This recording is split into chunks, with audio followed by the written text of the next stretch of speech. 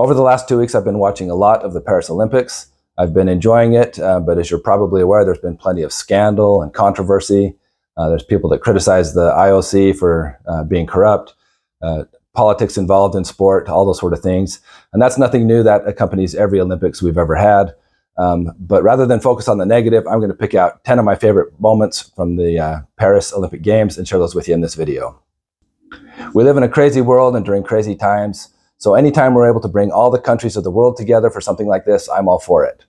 One of the objectives of the Olympics game is to promote peace and harmonious development of humankind. Then throw in great athletes and some exciting moments, and I'm all for it. So these are my top 10 moments of the 2024 Paris Games. Starting with 10, we've got a bunch of memes. First, you've got the Turkish shooter, the old school John Wick that doesn't have all the accessories and gadgets, but still medaled. Was so cool about it. That was a fun story. You've got Superman on the men's Olympics team. It was a fun story to see.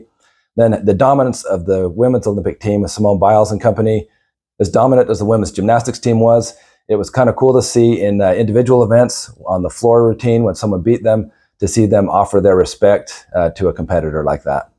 Number 9 is Julian Alfred from St. Lucia in the women's 100-meter sprint. She got gold, upset Sha'Carri Richardson. I like this because it's their first medal that country has ever received. And just think of the hope that that gives some of these smaller countries to see him perform like that. So I thought that was kind of a cool moment. Number 8, our North and South Korean athletes taking selfies with each other, chilling on the medals podium. Great chance to break down some barriers between people. It just was a nice feel-good moment to see this.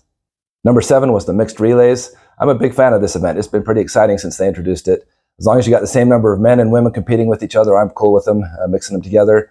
I was rooting for the U.S., but I knew with Femke Bol running that anchor leg what was going to happen well before it happened. Congrats to her on an awesome run for the gold for the Dutch on this one. Number 6 was Kenneth Rooks in the steeplechase. This was his first year at the Olympics. He was going against a stacked field. No one was expecting this, but on the last lap, he really turned it on, gave it everything he had, and ended up getting silver, almost got gold, but just an exciting race. I encourage you to Google it if you didn't have a chance to catch this. Number 5 was the men's 1500-meter race. You can probably tell I'm partial to track and field, but I just love it.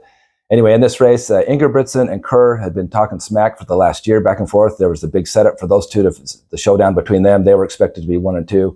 But Cole Hawker and the Goose surprised everyone, taking gold and bronze in that event. So that was just super exciting to see. Some really good running taking place there. Number 4 is just how dominant some of these athletes are. An example of this, one of Katie Ledecky's races. Here's the picture that shows not a competitor in sight as she's finished. I mean, it's just amazing how much she beats the field by.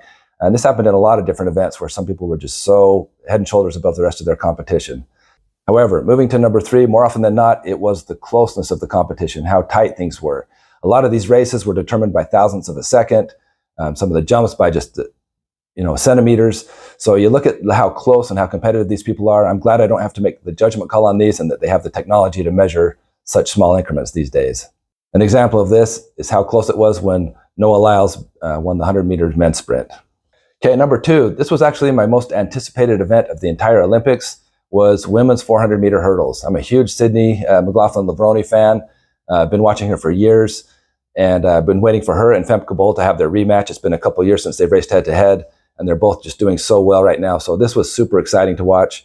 And Sydney did not disappoint with a gold medal and a new world record again. Anyway, this was amazing. Also, a couple days later, when they did the relays, 4x400 relay, same thing, USA for gold, awesome run. I just love those relays, and especially the longer ones where you can appreciate it more. The 4x100 just seems to go over in just a flash. It seems to be over. So hats off on that event. Number 1 is U.S. men's basketball. No, not the 3-on-3, unfortunately, but 5-on-5 with the professional roster there. This was pretty exciting to watch. The game with Serbia, where they came back from behind, was awesome. And then the final game with France for the gold medal. Steph Curry just out of his mind, heat checking, shooting up threes like crazy. So it was just a fun, exciting game. I really enjoyed watching so many Olympic events this year. There were so many things I saw that I don't have time to comment on in this video. So if there's something you really liked, feel free to list below in the comments. Tell us what you liked, what impressed you about the games.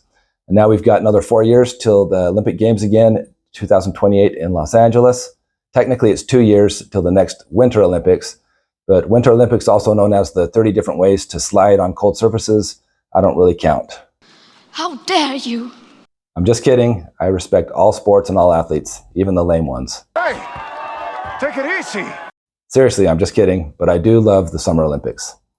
Feel free to like and subscribe. I'm about 350 subs short of being able to monetize this channel, and for the amount of time and effort I put in each week making videos, I need to show something for it so my wife will stop thinking it's just an expensive hobby.